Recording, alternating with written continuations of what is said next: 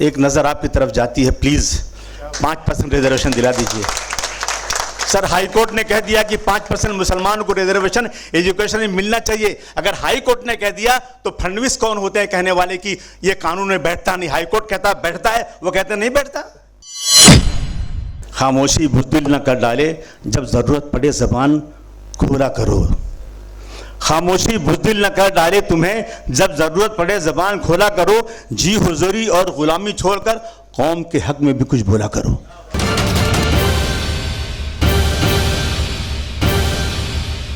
अबू आसिम आज़मी साहब को जोरदार तालियों के बीच अबू आसिम आज़मी। आज मरहूम मलिक लियाकत हुसैन साहब की 25वीं वफ़ात के मौके पर यहाँ मौजूद मुल्क के नामवर लीडर मोहतरम शरद पवार साहब,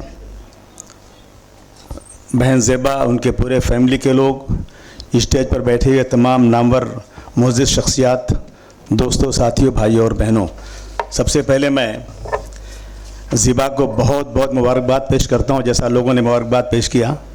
और ये भी कहता हूँ कि बाप का काम लड़कियाँ ही करती हैं। लड़कियाँ जितना ज़्यादा बाप को प्यार करती हैं, उससे लड़के प्यार नहीं करते उतना। लड़कियाँ जितना अच्छा काम करती हैं, लड़के उतना अच्छा काम नहीं करते। मुझे कहने में कोई वो नहीं है।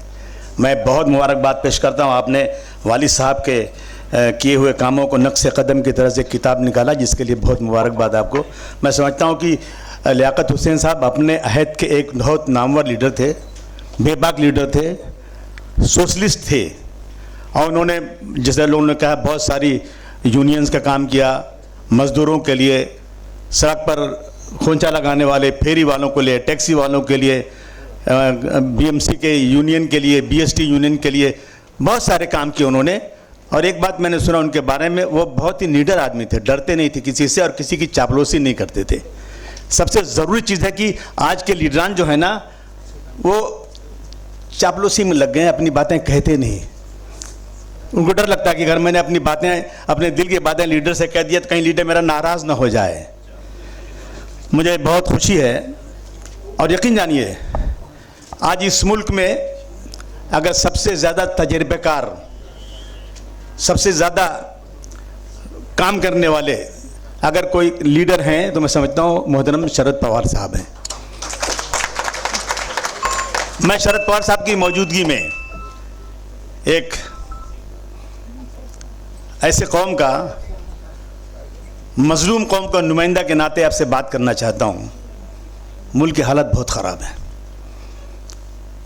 सर, कोई बोल नहीं रहा है। गलती क्या किया हमने? किसके पास जाएं? आपके अलावा कोई आदमी पूरे हिंदुस्तान में नज़र नहीं आता, आपके कद का कोई आदमी नज़र नहीं आता मुझे। अगर मैं अपनी बात आपसे नहीं कहूँ तो किससे कहूँ? रोज़ाना हिंदुस्तान के अंदर, महाराष्ट्र में रोज़ाना सकल हिंदू समाज आक्रोश रैली के नाम से मुझे गालियां दी जा रही।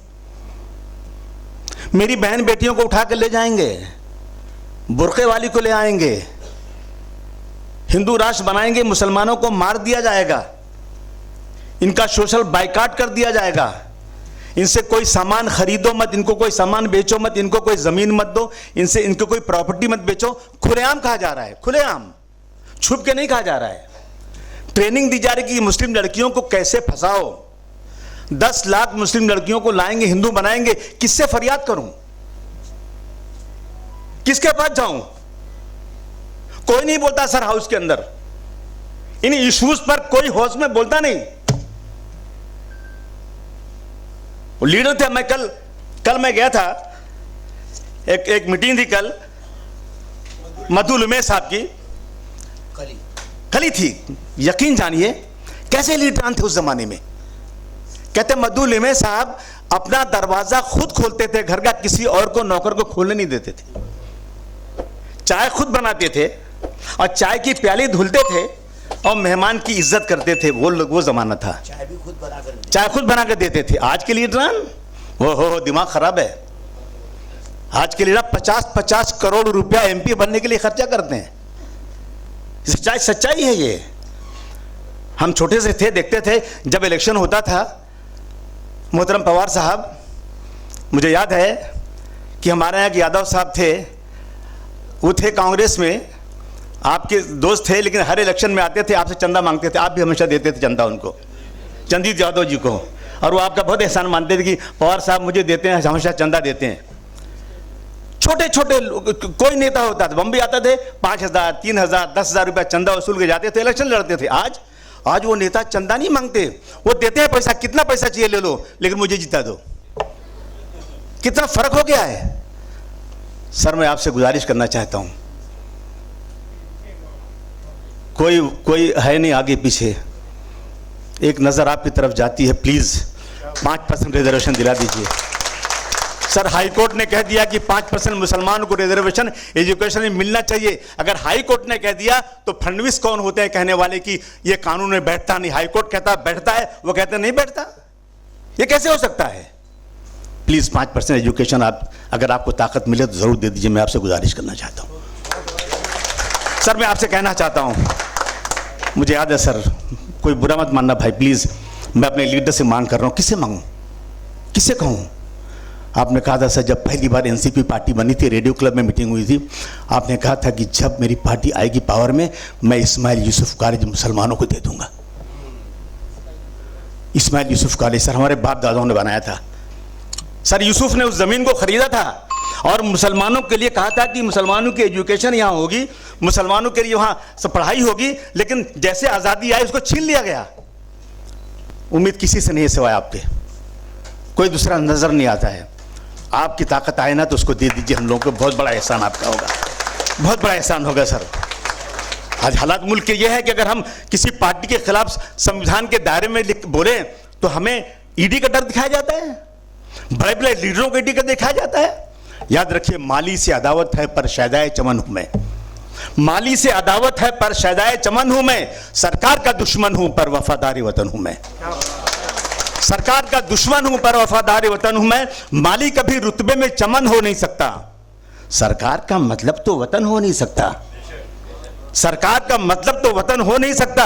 माली को बदलेंगे तो चमन फिर भी रहेगा, मोदी को बदलेंगे तो वतन फिर भी रहेगा। मैं बहुत खुशनसीब अपने आप को महसूस कर रहा हूं कि मोहतरम आदरणीय इज्जत माब पवार साहब यहाँ मौजूद हैं, और मैं उनको बहुत मुबारकबाद देता हूँ। पूरी कौम ने, पूरे मुल्क की तरफ से आपको मुबारकबाद देता हूँ, आपका शुक्रिया अदा करता हूँ कि आप इन हालात में, इस उम्र को पहुँचने के बाद भी आप मुल्क की खिदमत करने में कहीं पीछे नहीं हटते हैं, कहीं पीछे नहीं हट रहे हैं। और हमारे पास कोई नज़र नहीं आता। मुलायम सिंह भी चले गए बेचारे, रुखसत हो गए, कोई नहीं है। हम सब महाराष्ट्र में रहते हैं, आप थोड़ा सा इस मजलूम कौम की तरफ देख लीजिए। हम अनटचेबल हो गए हैं आज। अगर हमारे लिए स्टेज पर कोई आदमी बोल देगा ना, अगर स्टेज पर दाढ़ी रख के कोई मौलाना खड़ा हो जाएगा ना, तो कहते हैं मेजॉरिटी का वोट उसको नहीं मिलेगा। हमारे बारे में कोई बोलने को तैयार नहीं आज। हमने इस मुल्क की वफादारी के लिए कौन सा काम नहीं किया? मैं उसको गिनवाना नहीं चाहता हूं, लेकिन प्लीज थोड़ा सा कुछ कीजिए। बस मैं एक बार फिर ज़ेबा को बहुत बहुत बधाई देना चाहता हूँ, मुबारकबाद देना चाहता हूँ। आप उस बाप की बेटी हैं जो लीडर थे, जिन्होंने कभी किसी की चमचागिरी नहीं किया, कहीं डरे नहीं, कहीं झुके नहीं। इसलिए मैं कहता हूँ, खामोशी बुज़दिल न कर डाले, जब ज़रूरत पड़े ज़बान खोला करो। खामोशी बुज़दिल न कर डाले तुम्हें, जब ज़रूरत पड़े ज़बान खोला करो। जी हुज़ूरी और ग़ुलामी छोड़कर कौम के हक़ में भी कुछ बोला करो। शुक्रिया।